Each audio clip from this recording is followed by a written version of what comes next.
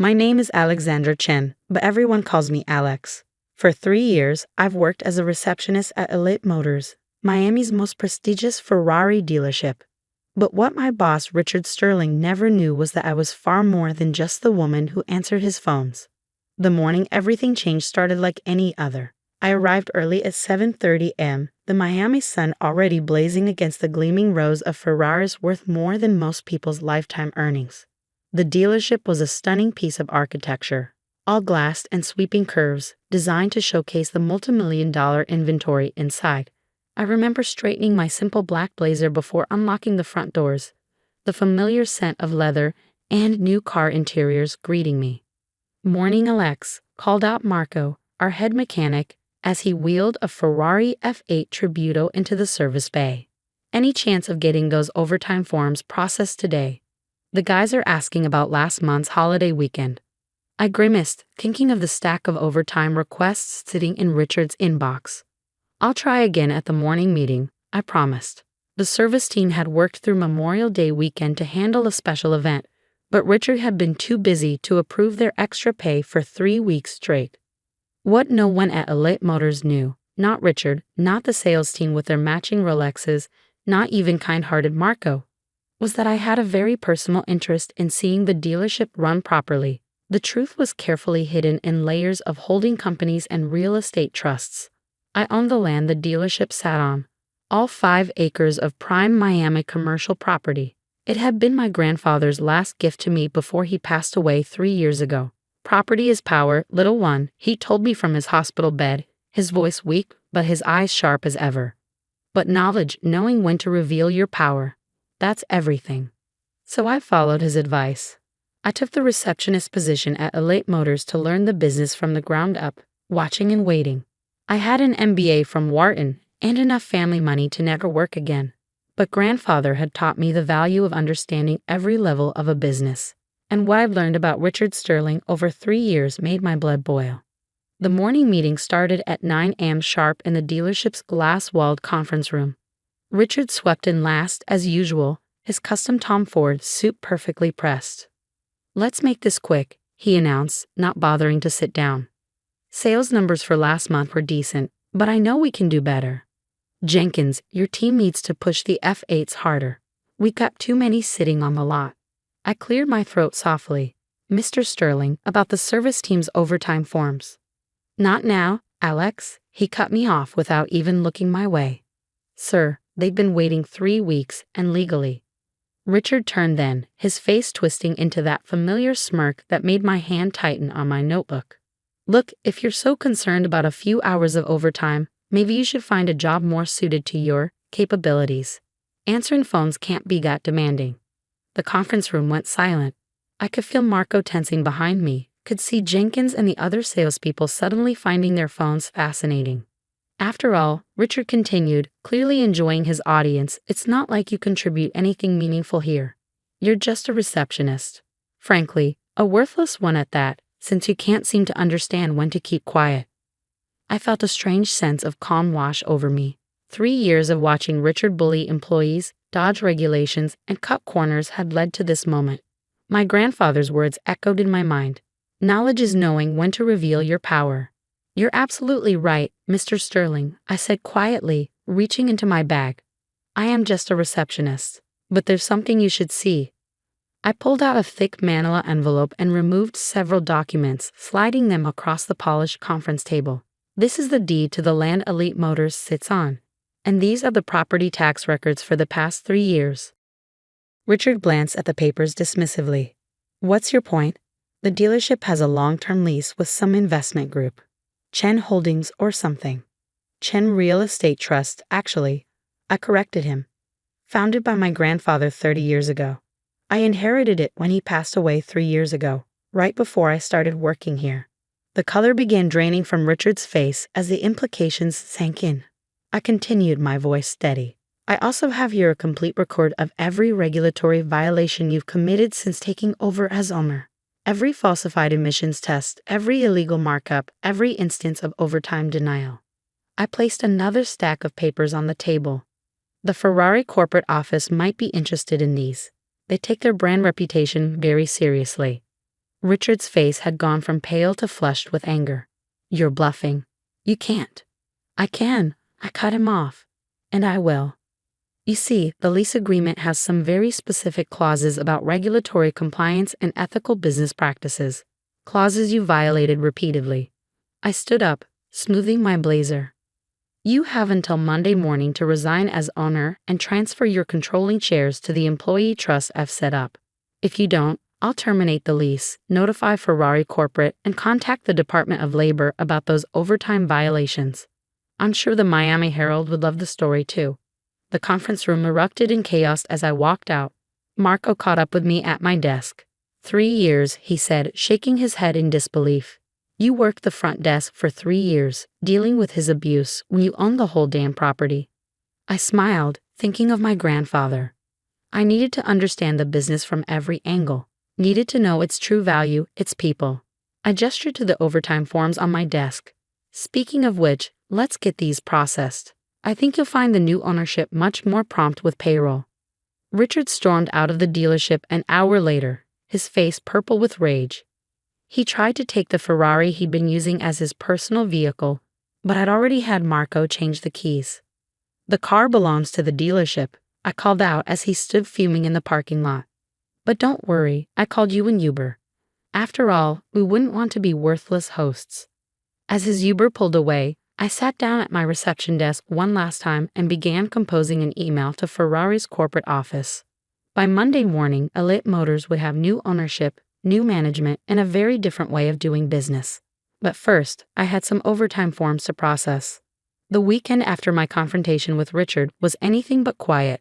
By Friday evening, my phone was already buzzing with calls from Ferrari's corporate office in Italy. I sat in what had been Richard's office, now mine, speaking in fluent Italian to their executives, explaining the situation and my plans for Elite Motors. Ms. Chen, the Ferrari VP of North American Operations, said, switching to English, we've been concerned about Sterling's management for some time, but had no concrete evidence. You say you have documentation? Complete records, I confirmed, looking at the files I'd meticulously gathered over 3 years, including evidence of unauthorized markups on limited edition models, falsified service records, and customer complaints that were buried. There was a pause on the line. And you've worked as the receptionist? I smiled, remembering my grandfather's words about learning a business from the ground up. The best way to understand a company's true operations is from the front desk, sir.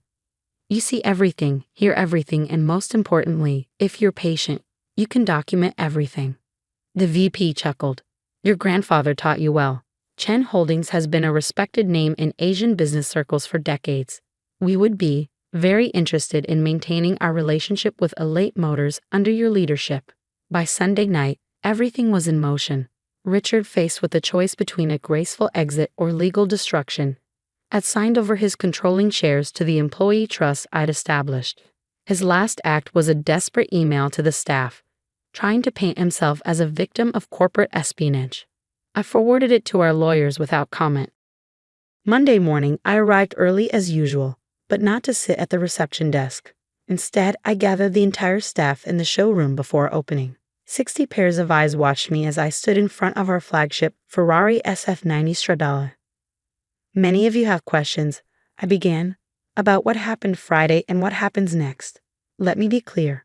Elite Motors isn't just changing ownership, we're changing how we do business entirely. I gestured to Marco, our head mechanic. First, all outstanding overtime has been processed. The checks will be in your accounts by noon. A cheer went up from the service team. Additionally, we're implementing a new profit-sharing program.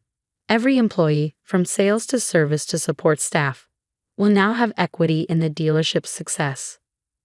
Jenkins, our top salesman, raised his hand. Ms. Chen, Alex, what about our sales targets? The pressure under Mr. Sterling was unsustainable and unethical. I finished. We're moving to a customer-focused model. No more pushing cars on people who can't afford them. No more hidden fees or markups. Ferrari chose us to represent their brand because of excellence, not exploitation. I could see the tension leaving people's shoulders, replaced by cautious hope. But make no mistake, I continued, I expect excellence from every person in this room. We will be the most prestigious, most ethical, and most successful Ferrari dealership in North America. Not by cutting corners, but by doing things right. The next few weeks were a whirlwind of changes. I brought in a consulting team to modernize our systems, implemented a new customer service protocol, and personally reviewed every active sale to ensure it met our new ethical standards. Some customers were surprised to receive refund checks for unauthorized markups, along with VIP invitations to our upcoming client appreciation event. The transformation wasn't without its challenges. 2 salespeople, unable to adapt to our new ethical standards, quit.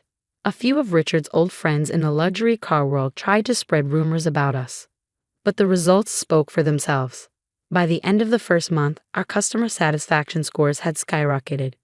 Our service department's efficiency improved by 40% now that they had proper staffing and resources. Sales actually increased. It turned out that treating customers with respect and transparency led to more referrals and repeat business. 6 weeks after the takeover, I was working late in my office when Marco knocked on the door. "About a minute, boss?" he asked, holding a folder. "Always," I said, gesturing to a chair. "And please, it's still Alex." He sat down, shaking his head with a smile. "Still can't believe you spent 3 years answering phones and filing paperwork when you owned the whole place." "Best education I could have gotten," I replied. "I learned who the real heroes were, like a certain service team that stayed late every weekend to make sure customers' cars were perfect, even when they weren't getting paid overtime." Marco laughed. "About that, I wanted to show you something." He opened the folder, revealing service records. "Remember the SF90 that Richard could never figure out?